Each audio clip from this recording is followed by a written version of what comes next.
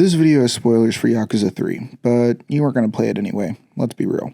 Yakuza 3 is the black sheep of the series, a game so clunky it makes Beast Style feel like a Tai Chi session with the Chinese ladies in the park. But in an effort to forget Yakuza 3's janky combat, confusing story, and 2009 graphics, RGG left behind one of the best characters in the series. This video is for him.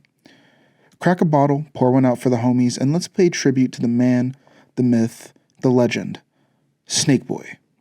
どうだなかなか立派な蛇だな違うわボケ蛇じゃねえよハブハブだハブ捨て頃のハブっつってんだろ Now, if anyone deserves a spot on Kiryu's Soul Friend slideshow, it's Nishikiyama, obviously, but also Rikiya Shimabukuro. Also known on the mean streets of Okinawa as the Fighting Viper, he is the captain of the Ryudo family, and is arguably the most dynamic supporting character that the series has. We first meet Rikiya doing his best David Attenborough impression, camped outside Kiryu's orphanage with his partner in crime, Mikio.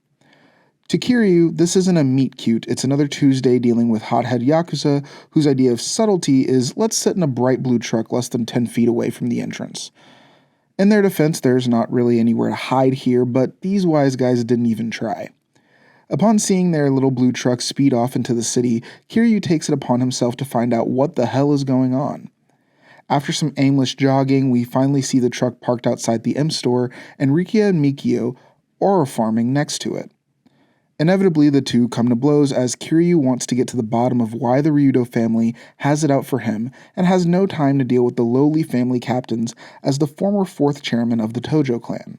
Kiryu also takes the time to make fun of Rikiya's snake tattoo, which invites him to go on a long-winded tirade about him being the Fighting Viper of Okinawa. Kiryu should know better than anyone that the emotions that are stirred in a man when his clan is disrespected, and as the Viper of Okinawa and the captain of the Ryudo family, Rikiya demands Kiryu's because it's not clocking to you that I'm standing on business, is it? I don't think it was intentional that this is one of the hardest fights in the series, because Y3's combat is clunkier than a 2012 Alienware laptop on the L line, but it serves its own purpose, communicating to the player that Rikiya is not to be trifled with, no matter what Kiryu says. Even after the fight, Rikiya refuses to back down because he's tight nigga, I stand on business first, bro. And it isn't until Kiryu pays him a bit of his earned respect that we end up getting anywhere.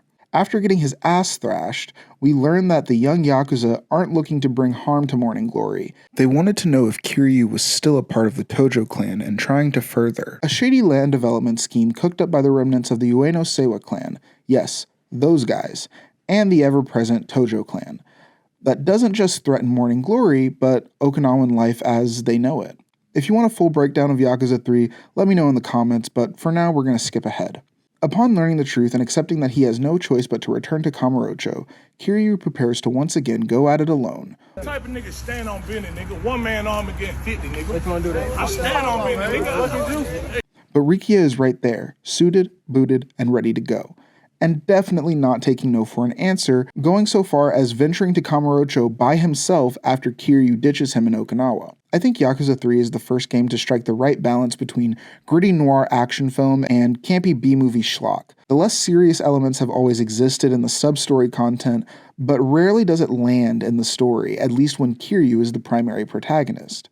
This gritty realism and camp humor can be hard to balance, but Rikiya manages to fit into this dynamic perfectly.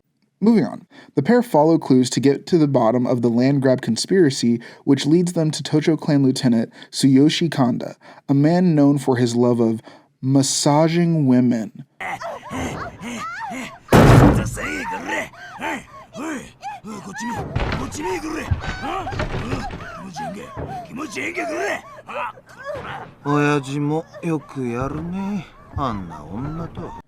The wiki doesn't say much about this, but I can't help but think that this is a censored translation. And with his particular perversions, we learn he frequents a particular love hotel. Wasting no time, Kiryu and Rikiya head to the hotel to confront Kanda. Unfortunately, you legally have to have a legitimate reason to enter a love hotel, so two random guys aren't typically allowed to just walk in and start knocking down doors. I'm not sure how well this would actually work, considering that two men entering a love hotel is often looked down upon, even for legitimate reasons, but if this doesn't win you over, then I don't know what to tell you. じゃあ私と兄貴はラブラブなカップルだから問題ないでしょ。おい。普段はカッコつけてるけどたまにはイチャイチャしたいのよ。ああ、あんたたちそうだったの。はいはい、それならいいわよ。今この401しか空いてないから安い分狭いけど我慢してね。どうもエレベーター奥にあるからごゆっくり。Shortly after this, Kiryu has a meeting with Majima. I walk in like, baby girl, what it do? I'm the flyest nigga in the boiler room. 3 chains on me like a plantation. My bitch so bad, she a celebration. Your bitch let me fuck because she ready to eat. Block big as fuck, look like a desert eat. Down in Purgatory. But while these two are busy taking their frustrations out on each other, Rikiya is kidnapped by the Snake Flower Triad, run by the infamous Lao Ka Long, who actually is referenced more times after this game than Rikiya is. We go to rescue Rikiya as Kiryu is quick to run away from drama but never one to leave a man behind. Though we are successful in defeating Lao Ka Long, his men still hold Rikiya hostage and move to behead him in front of a distraught Kiryu, unable to save him despite being so close. But before the final blow is struck, a face-stealing Master of Darkness fires off 3 shots, one into each man, and a final blow into the head of Lao Ka Long, which is frustrating. ナジあの男は死んだはずでは。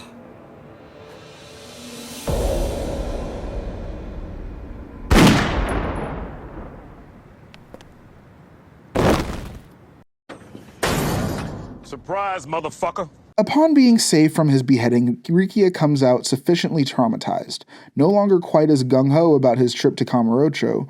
Fighting the Tojo clan as a 2-man army side by side with his Aniki, Kiryu decides it really is time for Rikiya to go back home, and he does so without argument.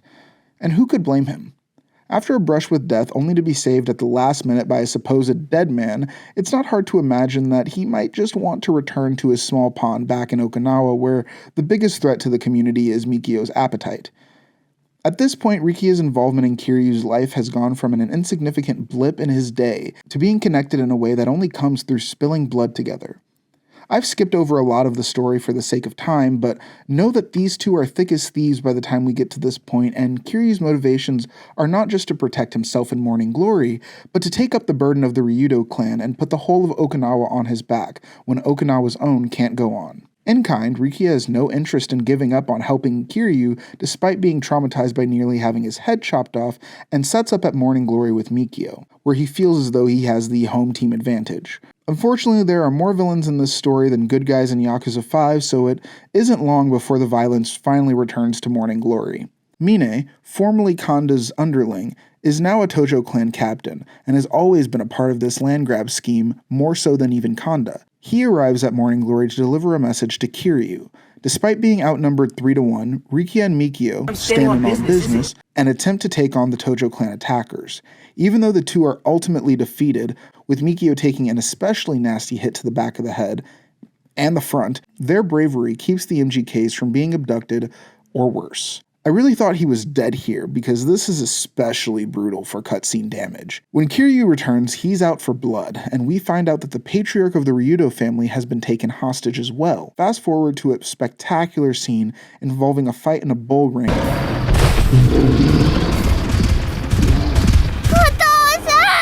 Huh? お嬢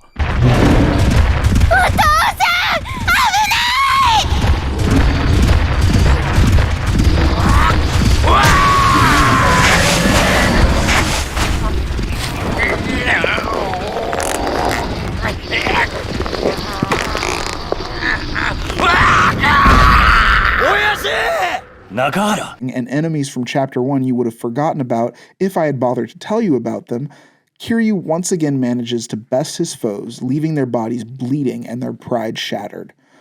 Unfortunately, when prideful men lose claim to their pride, they will do anything to get it back, even if it means crawling on their hands and knees pitifully towards a gun and shooting the man that beat you in the back. This wouldn't be the first time that Kiryu has been shot.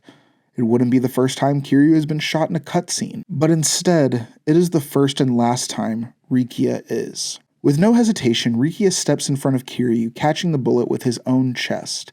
From the time we meet him, right up until this moment, Rikiya has had only one goal: protect the former chairman and his children. And he achieved that goal with his life. Not for some unfulfilled death wish like Kiryu is oft wont to do, but a true selfless act to save Kiryu's life and sacrifice of his own. Rikiya's devotion to Kiryu was and remains unshakable. He completely committed himself to the belief that this man, this legend, the Dragon of Dojima, was the only one strong enough to save Okinawa from being bombarded by either crony capitalist interest or imperialist military lust. Rikiya claims that he would do anything for the city he swore to protect by the ink on his back. This is the culmination of that conviction, and Kiryu does not take this lightly. I take so much issue with Rikiya being left out of the later games because of all of the people who have allied with Kiryu, Rikiya feels the most genuine, the most honest. Even though they only knew each other for a couple of days at best, these two became real friends. Date and Kiryu are real friends, sure, no doubt, but to me they always felt like old co-workers. Akiyama's more of that guy that you know, you respect, you like even, but how many times have they gotten drinks together in all the time that they've known each other? I don't know. I know I just said that shit about their bond being forged in blood or whatever, but Kiryu and Rikiya became close before any real violence started, and out of everyone, Rikiya worked the hardest to earn Kiryu's respect. From the beginning, Rikiya was in awe of the legend that stood before him, and he wanted nothing more than to be like him. It's an older brother situation that Kiryu willingly takes on as he never got the chance to have his own family, and his only other connection like this was maybe Shinji. With all of that being said, it's incomprehensible to me why Rikiya is not given the respect that he deserves, the only character to give his life so that Kiryu could live. I find it hard to believe that the Dragon of Dojima I know would ever forget that sacrifice and not live every day in honor of it. Thanks for watching. Bye.